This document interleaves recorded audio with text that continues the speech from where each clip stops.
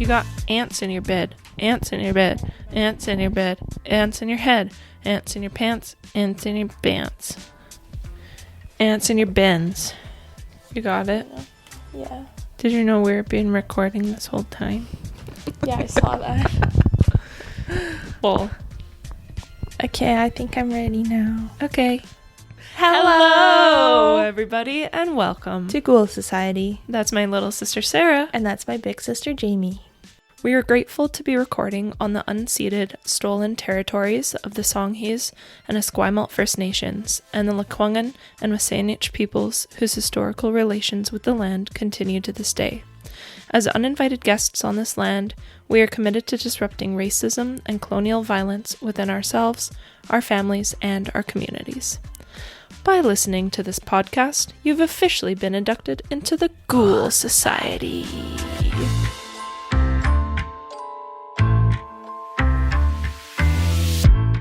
What up? What's up? What's up? Well, let me tell you all, if you hear koi fish pond, it's because there is one. I don't think you'll be able to hear the bubbling. No, just we can hear it. Yeah. It's really peaceful and nice. Yeah. And the sun is out. The sun is out. We're recording at Sara's house today. Yeah. The rules are reversed. Yeah, we're in my room this time. That's right. Not Ding. your room. This Dingo is my dango. office / storage / cat room. Love it. Yeah. / visitor room. Yeah. Yeah. Yeah. What do you mean? Oh, I was just going to say mom stays here Yeah. with us. Yeah, That's exactly. the only visitor that we have had. Well, we were talking for a while That's before the far. podcast, so we kind of caught up. Sorry, we couldn't let you know all the juicy gossip. Yeah, sorry. But yeah, it's been really nice weather here. I walked here without a sweater, and I didn't even think about bringing one. What? Yeah. That's actually crazy. I walked downtown yesterday, and I was just wearing a thin long sleeve and a thin, like, shacket thing. Nice. That was nice. Yeah. It's good. It's really good. Yeah. It's like the same temperature in this room that it is outside. That's because the heat's It's a bit not warmer on. in here. I turned the heat off. Yeah, smart, Yeah. honestly, because you get a lot of warmth from the sun. Yeah, So and it our is what it electrical is. bill was so crazy, and I was like, Oh. you know what? The cats are fine. They don't need the heater on Yeah. anymore. They have fluff. Yeah. Fluff and They sleep fur. with me anyway, so it's like they're not even in here at night, you know? Aw. Yeah, exactly. Yeah. Well, Well. hey, what have you been listening to and reading lately? Nothing. Oh, I've been so No. bad. are you serious? Okay, here's the thing. I've been really bad at doing anything creative. I haven't been doing any Ghoul Society social media. Sorry, y'all. I haven't also been doing any writing for it. I haven't been doing any reading. I started a book like 2 weeks ago, and I'm only 30 pages in, which is like pretty crazy for me. And I haven't been doing anything creative. And I've just been running. Like, training is my life. Yeah. I run at least 4 times. I run 4 times a week. Oh, that's a lot. Yeah. How are you feeling about the race coming up? Really? Yeah. We're doing our long run today, so I'll let you know after my long run. I think we're going to do 7 or 8K. Nice. That's awesome. Yeah. It's been fine. Montana is just faster than me. Yeah. So sometimes it's hard to gauge where I'm actually at, because then when I go on a run by myself, I run slow. But then when I run with him, I run fast. But then I just get so tired so easily. Because you're putting out like way more. Yeah. Yeah. Which Yeah. you don't really want for a longer run. No, so we're going to go my pace today. Nice. Where are you going to run? We're going to go down to the park Mm-hmm. and then come back. Nice. Yeah. That's awesome. That's great. I kind of want to come. Anyway, now that we're back, sorry y'all, we just had to talk about something. We weren't actually back to you. I'll cut in and out in the running. We're talking about running, and you guys can't know where exactly I'm running. No. So No. Sorry. I'm gonna run by the water, and that's Sorry, all not I'll sorry. say on that. That's right. Well, I have been reading What have you been reading? And I've been audiobooking too. Well, I've been listening to Rejection by Tony blah blah blah. It's a fucked up book. I'll say it right now. Is it fiction? Not. It's fiction. It's literally called Rejection of Fiction. Oh. Or fiction, something. I don't know. Tony Tula the Mute. Yeah. It's like all these different short stories about rejection. Oh. And it's really intense and really, I actually don't recommend it. Yeah, this Reddit post says Rejection by Tony Blanc, the first truly incel novel. Yeah. I read that Reddit post too. I wouldn't say the whole thing is incel at all, but there is an incel story. I loved and hated it.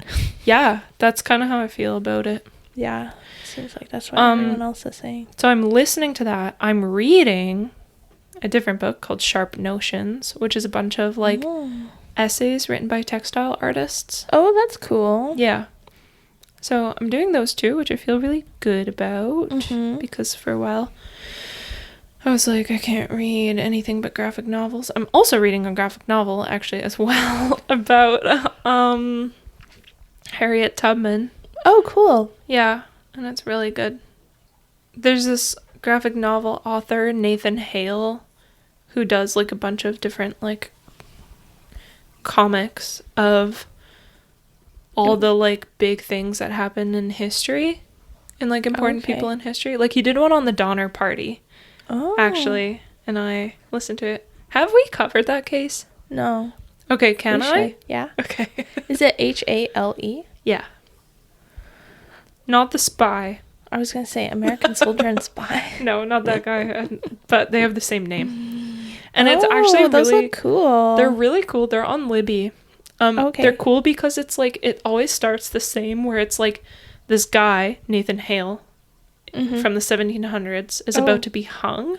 Oh. And so he's with like the hangman and then like some other government guy. Mm-hmm. And he convinces them to listen to a story that he has to tell. Oh. And then like he tells the story and then those guys are kind of talking about the story. Oh, so that's it's like cool. Has a really sweet little like story within a story vibe. Yeah. Yeah, I really like them. Oh, that's so cool. Mm-hmm. Did you get them like at Russell's? No, I have them on Libby. Yeah. I was on Russell's the other day though, and they got some good stuff right now. Donner Dinner Party. Yeah, that's one that I read. I think I'll cover that case. Yeah. Maybe I'll cover it next, honestly. Because sometimes it just comes into my mind and then it doesn't leave, and because it's a very, very fucked up case. Yeah. Yeah. About colonial westward expansion and cannibalism. Yep. For those of you who do not know. Yeah, for who those have not. Yeah, I mean, you have to be pretty under a rock to not know, but, you know, no shame, no judgment there. Anyway, that's what I've been reading. So, what are you going to tell me today? Wow, you've been reading a lot. Thanks. Oh, the only book that I've read this year is Project Hail Mary. Oh, nice. And then we saw the movie, and then I cried, and it was so beautiful. He did say it was exactly like the book. Yeah, they did. They did really good. The stuff that they cut out makes sense, because if they kept everything, the movie would have been 3 hours. Honestly, send it. 3 hours is good for a movie. Yeah. I think it would be a good TV series. Mm-hmm.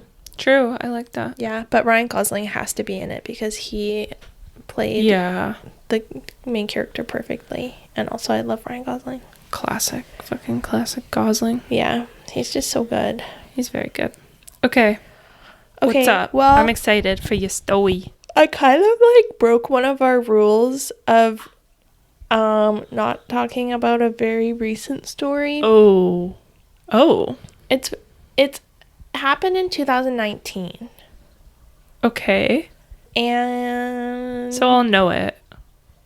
Yeah. Will I? I think you will. Okay. But anyway, I it wasn't until I was like halfway through, then I was like, oh wait, remember how we weren't gonna cover recent events? Yeah. Oopsies. It's 7 years. That's fine. Wow. Yeah, right? Wow. Right? Wow. Yeah. Okay. So, Okay. Yeah. On the afternoon of January 19th, 2019, a woman named Jean Nutter, who lives on the traditional lands of the Anishinaabe. I can't say this word. I always... Anishinaabe? Anishinaabe. Anishinaabe.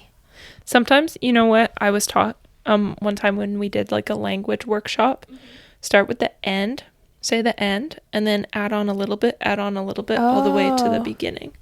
So, Baweki... Nabaweki, Ishinabaweki, Anishinabaweki. Oh, yeah, I know, okay, right? Cool. Yeah. And the Oseti Sakowin peoples, now known as Gordon, Wisconsin, in the United States. Sorry, we're in the United States. Sorry, I'm just laughing because I'm just like, it's like this long, probably like meaningful name. And then it's like Gordon, Wisconsin. Yeah. It's just like Gordon. It's just this guy, Gordon. Yeah. Okay. Anyways. So this woman, Jean, she was walking her dog when she saw a young girl running towards her. At first, she didn't really think anything of it, but when she actually looked at the girl a second time, she recognized her from the news and immediately took her to a neighbor's home to call the police. The girl Jean encountered was Jayme Closs, who had been missing for a total of 88 days. Oof. Jayme, the only child to James and Denise Closs at this time, was your average 13-year-old girl.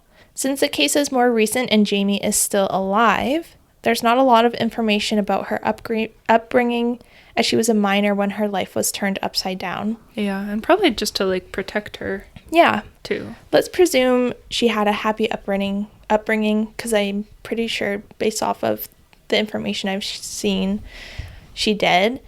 And as she was later reunited with her family, we know that there were a lot of people wishing that she would make it home when she was missing for 88 days.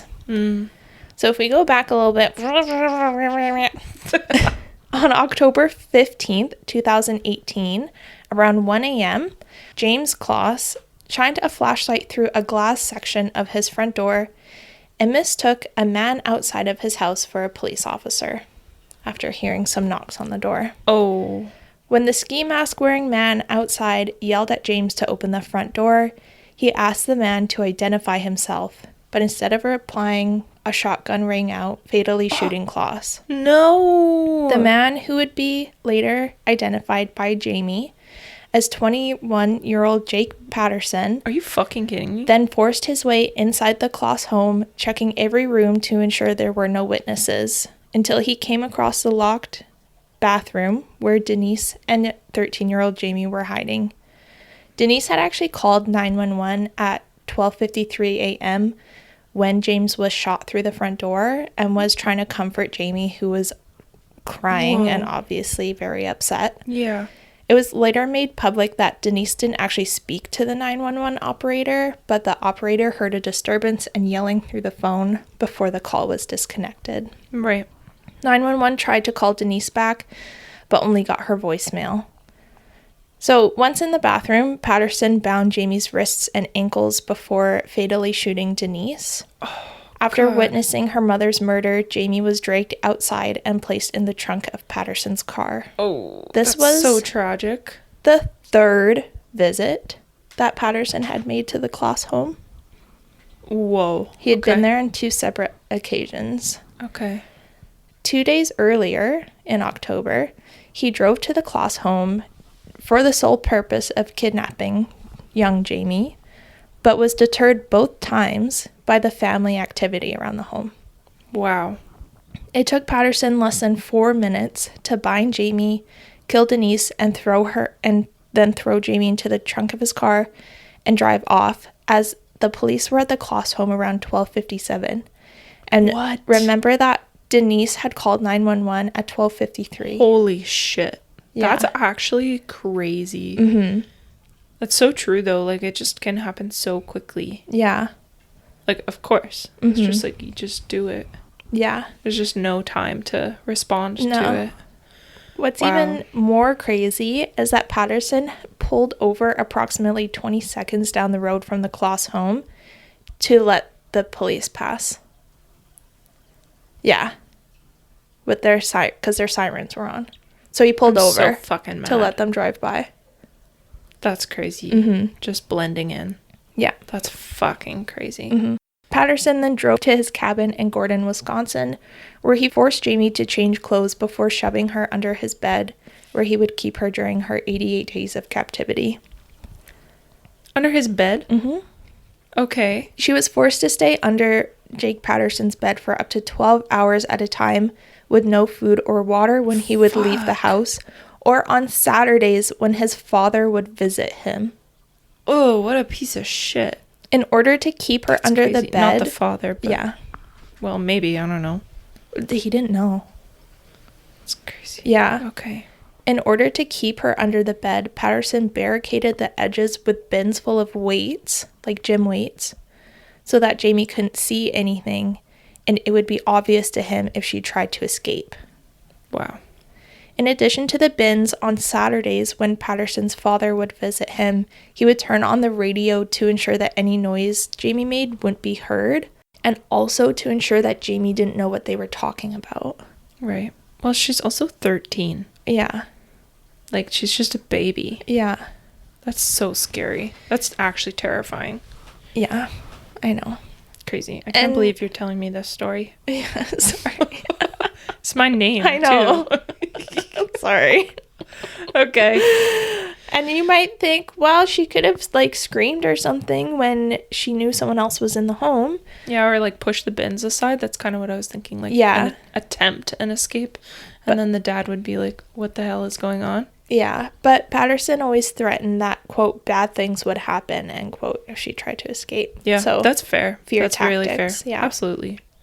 You don't know if he has a gun. Well, he obviously does have a gun. Yeah. You don't know how many guns he has. Mm-hmm. You don't know what's going to happen. Yeah. Yeah.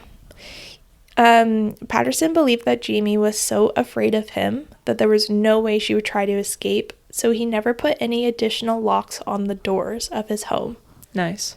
Once when Patterson had returned home, Jayme had accidentally shifted one of the bins under the bed, likely trying to, like, you know, move so she could, like, get the blood flowing through her limbs or try to, like, stay comfortable. Yeah. And Patterson was so angry that he hit her on the back with a curtain rod. Ugh. Yeah. Oh. Mm-mm. But despite being so sure that she would never escape, Patterson actually allowed Jayme to go outside every few weeks for brief walks around the property. And I think that this allowed her to get a sense of the land she was on to see if she could try to plan an escape moving forward. For sure. And that was really stupid in his brain. He's a stupid head. Yeah. Well, good. Yeah. Honestly, good that he's stupid. Also, obviously she's made it out. Yeah. Also, according to multiple articles around the Christmas holidays, because he took her in October. Right. He let Jayme write a letter to her aunt to let her family know she was alive, but he never dropped it off. Okay. Yeah. He claimed that the road, like, he was like, the roads were too bad. I can't do it. Okay. Yeah. Now, you're probably wondering how long in advance the kidnapping was planned, because I also was curious to learn how Jake Patterson had decided to kidnap a 13-year-old child. And to Patterson, it was quite simple. He had seen Jayme get on her school bus in September of 2018 while he was driving to work one morning and, quote, knew that she was the girl I wanted to take, end quote. And do what? Like, be disgusting? Yeah, like he just wanted a companion. Blink, blink. I'm blinking. Yeah. Okay, sorry, incel bro. Yeah. That's not how you get a fucking companion. Also, you're a fucking pedophile. Yeah. This is a child. Later in his confession, Patterson told police that he stole license plates to put on his own car because he didn't want them traced back to him. And he also disconnected the car's interior dome light so that when he arrived at the Closs home, he wouldn't be seen inside the vehicle. So this was, like, pretty well thought out. Yeah, premeditated. He also changed his appearance leading up to kidnapping Jayme Closs, as he shaved his face and hair in an attempt not to leave any DNA behind. He also claimed that he had wiped down the shotgun he used to kill James and Denise Closs, and wore gloves so that his fingerprints weren't left on the weapon or anywhere in the Closs home. Even though the weapon is his. So yeah, I was going to say, I don't understand. I don't know. He's like quote unquote like smart in some areas and then really like stupid in others. Yeah. Like you're wearing gloves and like you cut your hair not to leave DNA behind, but you're letting your victim out of the house that you're keeping them in. I don't, yeah. He's just so it's not stupid. very well thought through. Yeah. Yeah, he was just very impulsive, but also like right, premeditated. Yeah, obviously not mentally well. Yeah, and Patterson actually had no prior criminal history in the state of Wisconsin, and was described by his grandfather as being, quote, shy and quiet. He backed off from crowds, but was a nice boy and very polite, end quote. Upon hearing the news that his grandson was the person who had kidnapped and held Jayme Closs captive, his grandfather would state, quote, something went terribly wrong. Nobody had any clues. We're absolutely heartbroken, and it's wretching to deal with, end quote. Yeah, I bet. Yeah. His poor family. I know. And I feel so bad for his family and other families like that, where someone they love commits something so heinous. Yeah, and it just like comes out of the blue and they don't understand why. Yeah, and then like your name is everywhere. Yeah. In connection to them. Yeah. It must be so devastating, awful. Just like tragic all around. Yeah.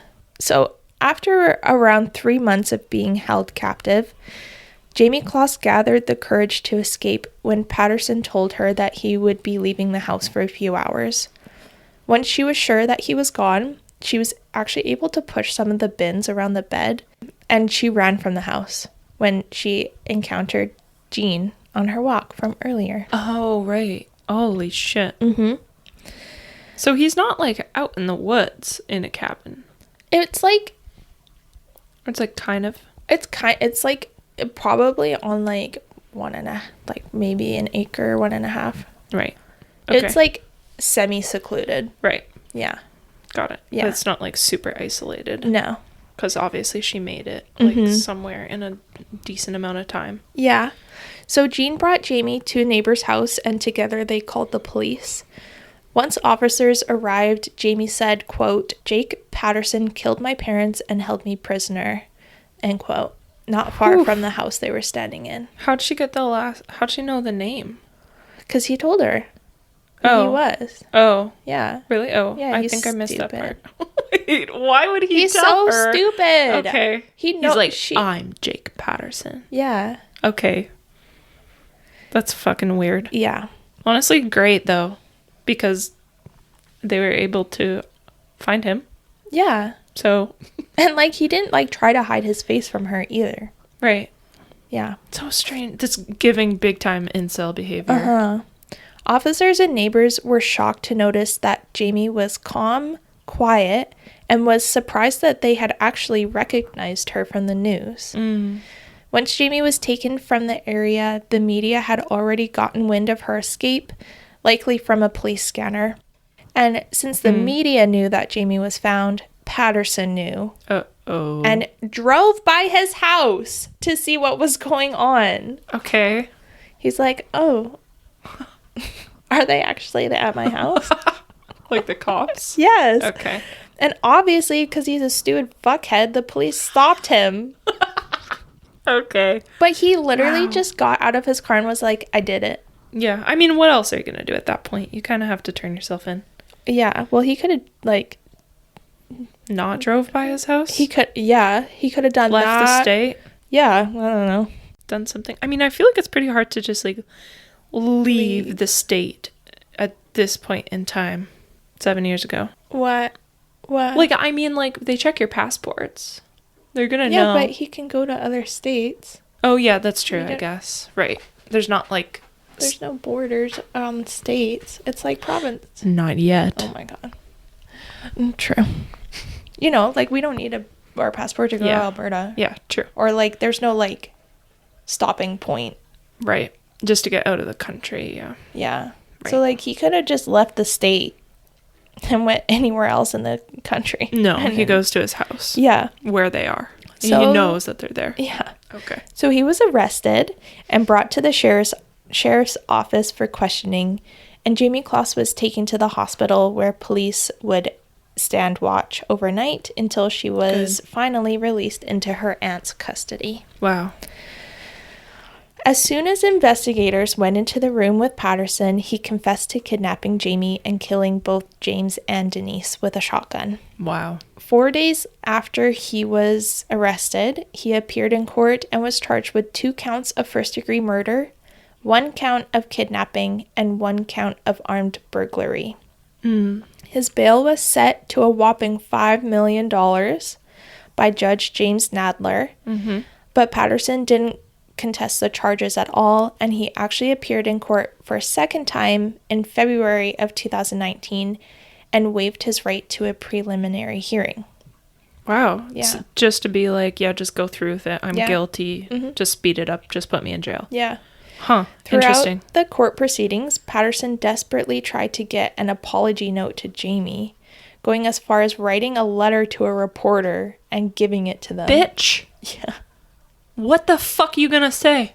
I'm so sorry that I kidnapped you. Yeah. It's just that I'm really lonely and I don't know how to talk to girls. That's pretty And much. I just thought maybe if I kidnapped you and kept you under my bed, then maybe you would want to be my wife.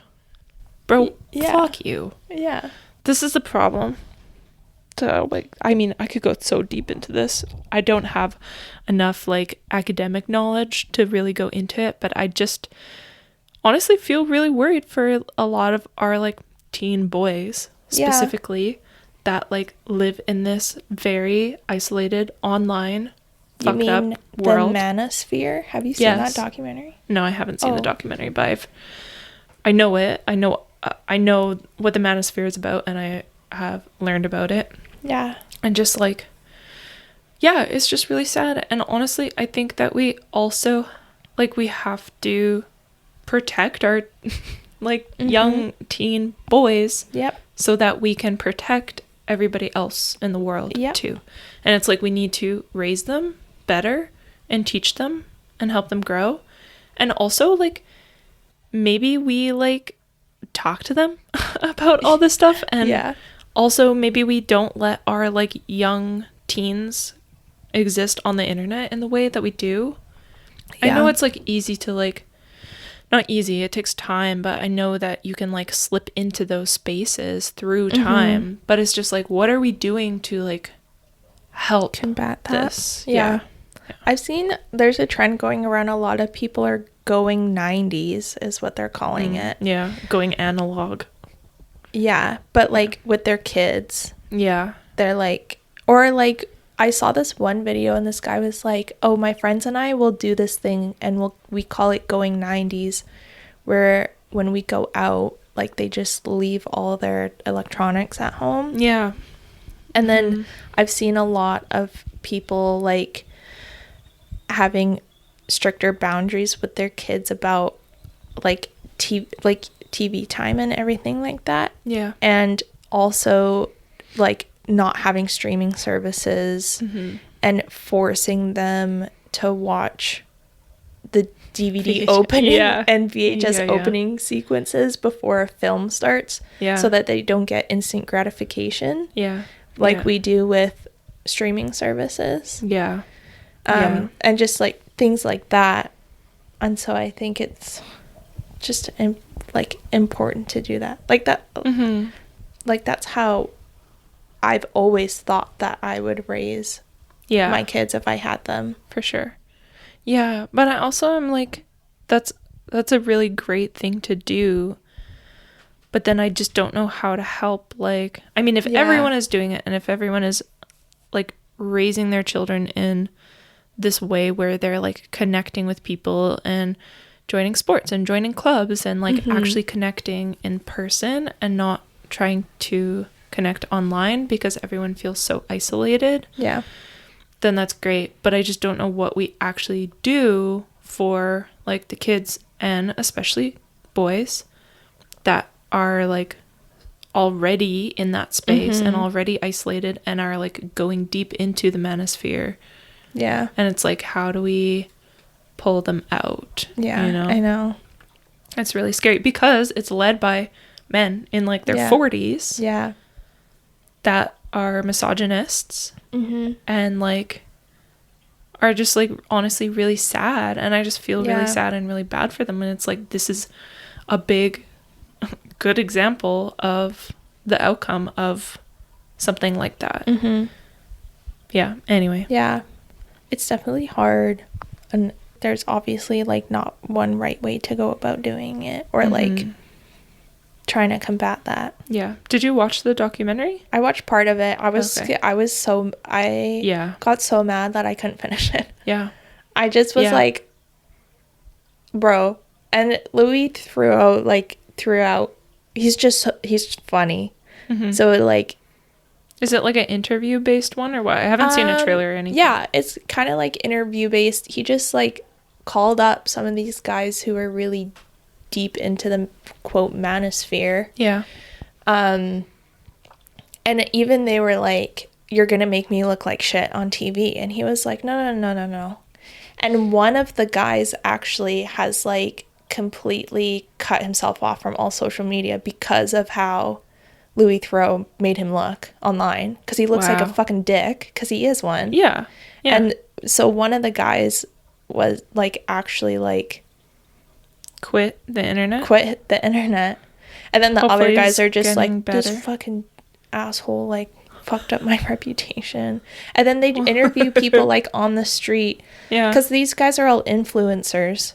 And so they're like, oh my god, bro, like you saved my life, you're so sick. And I'm just like, interesting. That's really interesting. I kind of watched one that was similar, that was like, but it was on YouTube, and it was this guy who was interviewing, I wish I could remember what it was or like who was doing it, but he was interviewing people, essentially it's the same thing, like in the manosphere or incels that were like willing to like admit to being incels or like talk about it.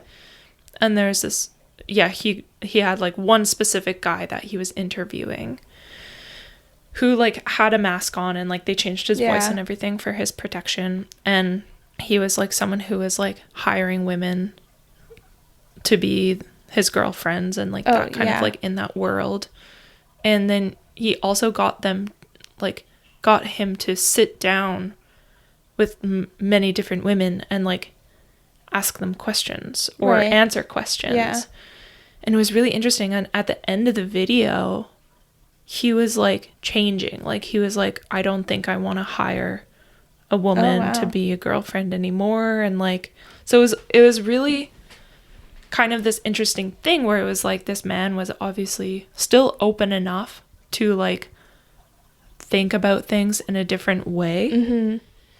And a lot of like everything that he was saying is obviously coming out of like really deep-seated like insecurity and low confidence and rejection. That's like in that book too that I'm reading, like the first story is literally all that. And so but it was just really interesting. So it's like we can't give up hope or like give up on people, but it's like, how can we also address it in a way that is like beneficial and helpful for everyone?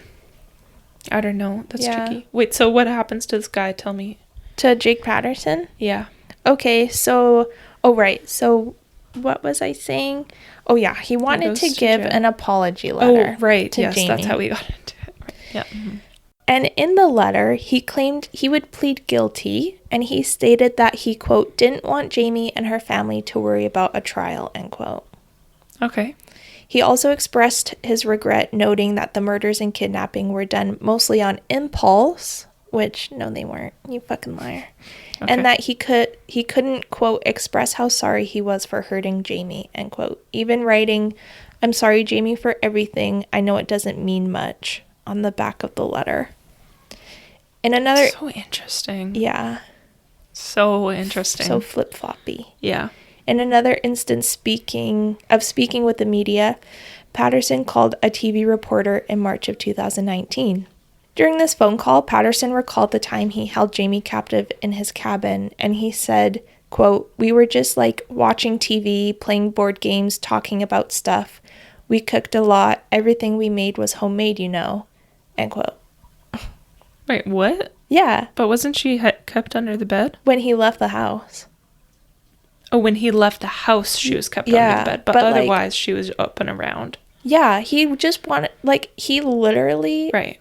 Like, okay. Wanted a companion. A companion. Yeah. Yeah, like, he wanted a friend.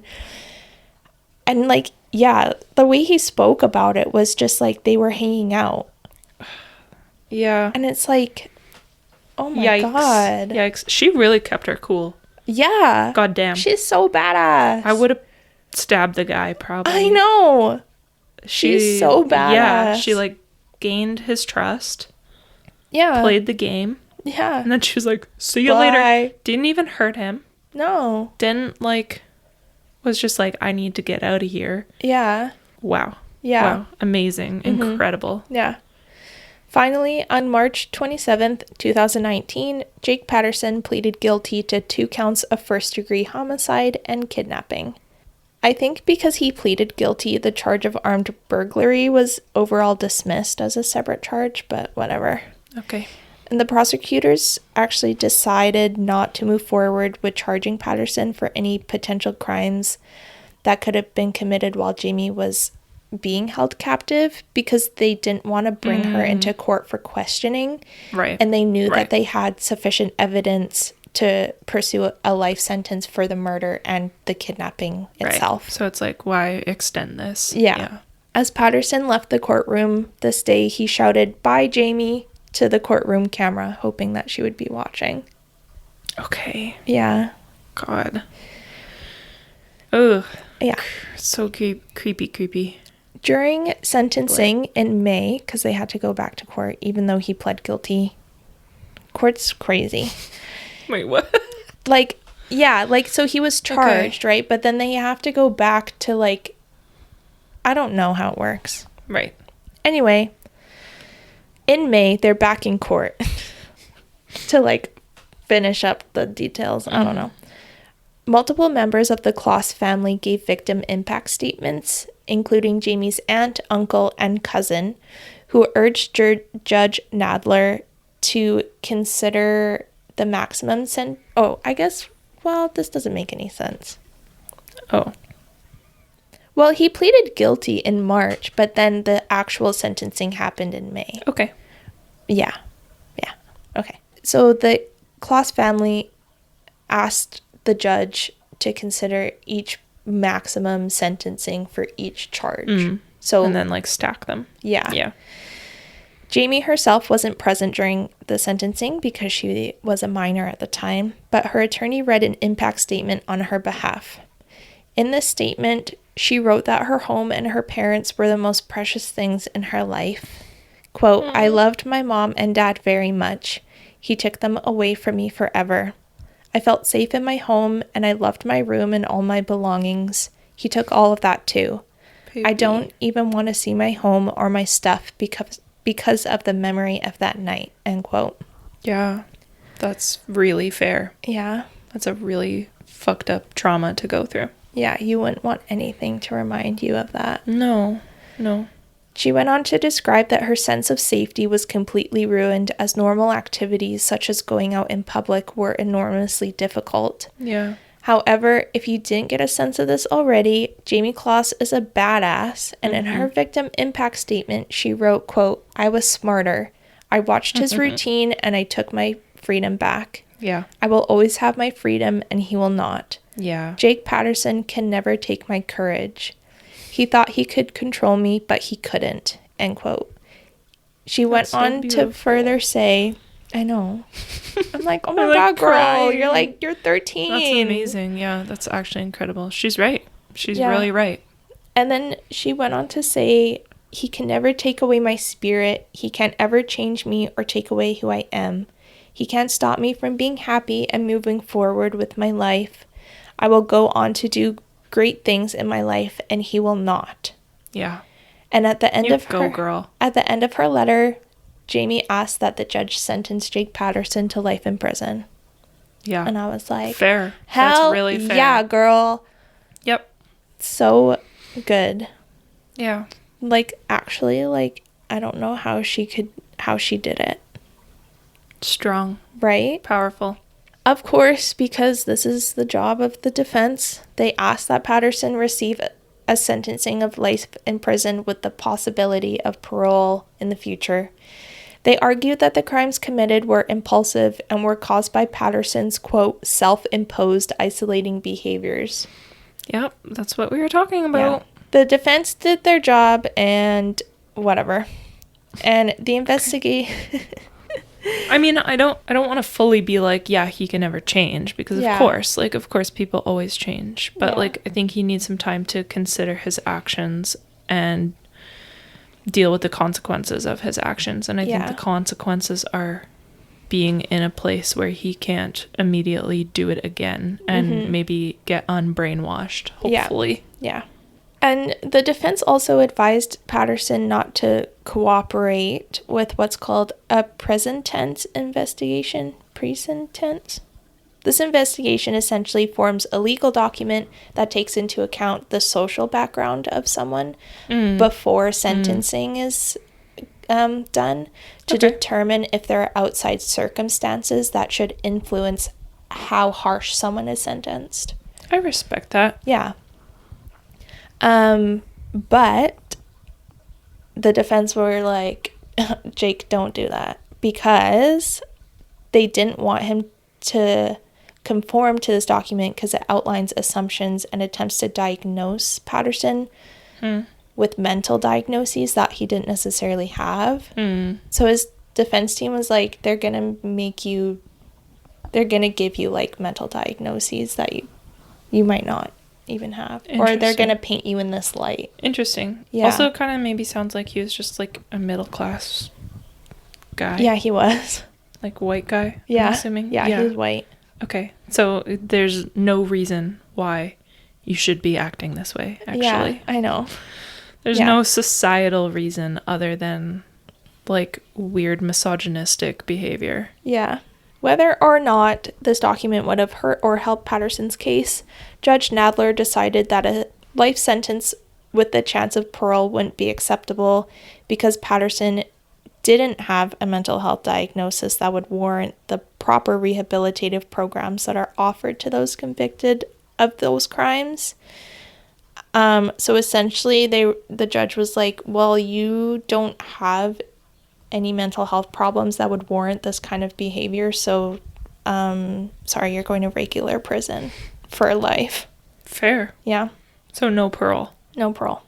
Wow. Judge Nadler also believed that Patterson completely planned the crimes in advance. Right. And this is evident in that he had seen Jayme get on her school bus in September. Yeah. And decided he wanted to kidnap her one day. Yes. And then he was like trying it multiple times. Yeah. Yeah. And so. Yeah. And in this part of the court proceedings, the judge actually read some statements that Patterson had made during the investigation, in which he said that he had, quote, fantasies about keeping a young girl prisoner, torturing her and controlling her, end quote. Okay. He also said that he once planned on taking multiple girls and killing their families. Okay, you're fucked up, dude. Yeah. Fuck off. And then he said that once he saw Jayme, that she would make a good victim for these fantasies that he had. Gross. So gross. At the end of the sentencing hearing, Judge Nadler called Patterson, quote, the embodiment of evil, end quote, and sentenced him to a life in prison without eligibility of parole for the double homicide of James and Denise Closs, and an additional 40 years for the kidnapping of Jayme Closs. Whoa, so like 60 years. Because isn't life only like 20 or 25 years? Yeah, 25. Right, so 65 years. Yeah. Okay, see you when you're 86, I guess, buddy. Yeah. In June of 2019, Jake Patterson was registered officially as a sex offender and was sent to prison in New Mexico. So bye, he's not even in the same state. It is interesting, though, because, like, he's only 21, so his prefrontal cortex is actually not developed yet. Yeah, he's I still, know. like, also, he's not a child, but he's not an adult. No, but he that's is a not teen. taken into account. No, because we treat 18-year-olds as adults. Yeah, we go like, In the you're a law. child, then you're an adult. Like, there's no like actual young adult or teen category, which is so wild to me. Yeah. Which we learned in like our psychology class when I was in the program that I was in. And yeah, it's just so weird because it's kind of like they aren't adults. They can't make the same decisions. They don't. Their brains actually cannot make the same decisions that you can when you're an adult. Yeah. And you will be more impulsive and you will do shit that doesn't actually make logical sense. Yeah. And you will be more involved with risky behaviors. And it's kind of like, I don't know, I almost feel like you should be tried and then you should be retried when you're 30. Yeah. And then see where you're at, because I don't know. I kind of think he should have been eligible for parole and like a program, because that seems kind of, I don't know. It's tough. Well, then it's that's so a whole tough. other thing too, is because programs like that aren't a thing. Right. And like proper programs that would be beneficial for people aren't a thing in the States and in Canada. It's just like, it's just not good enough. Yeah, it's true. Like, it's not like Sweden or whatever. No. Yeah. Switzerland, maybe? I don't remember. Yeah. Sweden. One of the places. One of those Nordic places. Yeah. Where they have like actual programs. Actual rehabilitation. Yeah. Yeah. Anyway. But yeah, that's the kidnapping and story. Yeah. How would I say that? The kidnapping and the freedom of Jayme Closs. Wow. Crazy. Yeah. Crazy. And I just hope that our family has been able to find some peace. And yeah. Yeah. For sure.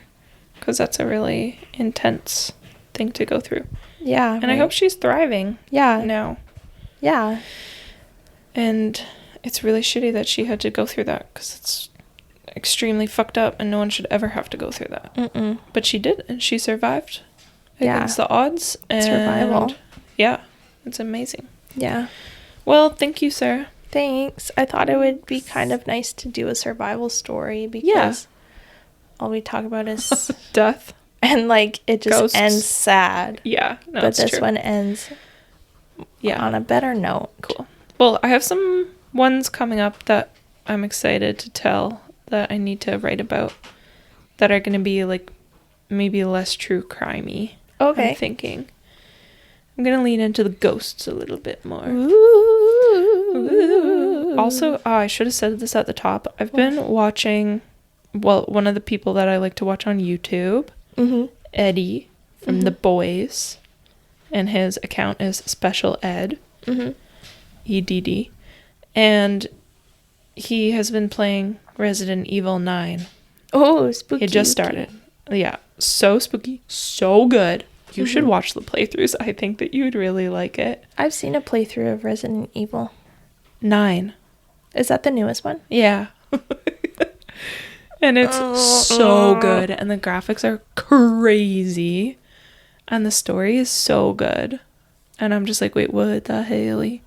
Anyway, he's only released the second one so far, I think.